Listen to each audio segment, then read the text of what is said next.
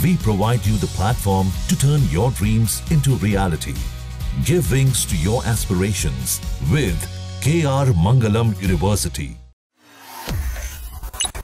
भारत पाकिस्तान तनाव के बीच लगातार कई सारे अपडेट्स आ रहे हैं, जिसमें भारत में भले ही पक्ष विपक्ष में राजनीतिक तकरार हो, लेकिन वैश्विक मंच पर भारत एक साथ डट कर खड़ा है। लेकिन कांग्रेस के तेवर नर्म होते नहीं दिख रहे।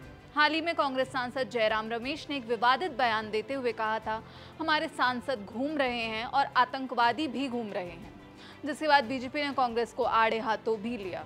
कांग्रेस भले ही ऑपरेशन सिंदूर पर सवाल उठा रही हो, लेकिन देश में जो नेता वार पलटवार करते दिखे हैं वो पाकिस्तान के मुद्दे पर एकजुट होते हुए नजर आए।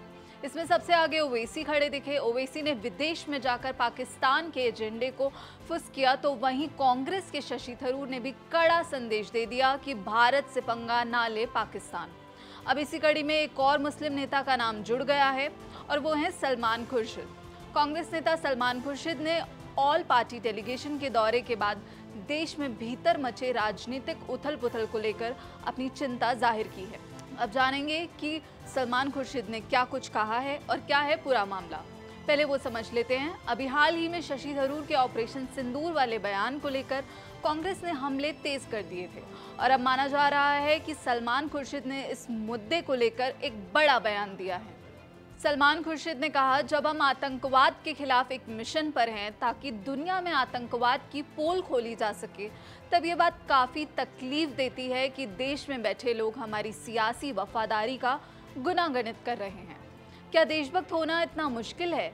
लोग कह रहे हैं सलमान खुर्शीद सरकार का समर्थन कर रहे हैं, लेकिन आप बताइए, क्या मैं यहाँ सरकार का विरोध करने आया हूँ?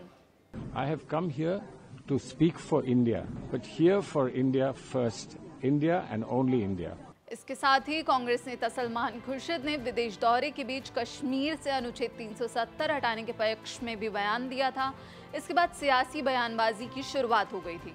उन्होंने इंडोनेशिया की राजधानी जकार्ता में कहा था, जम्मू कश्मीर से धारा 370 हटने के बाद समृद्धि हुई है।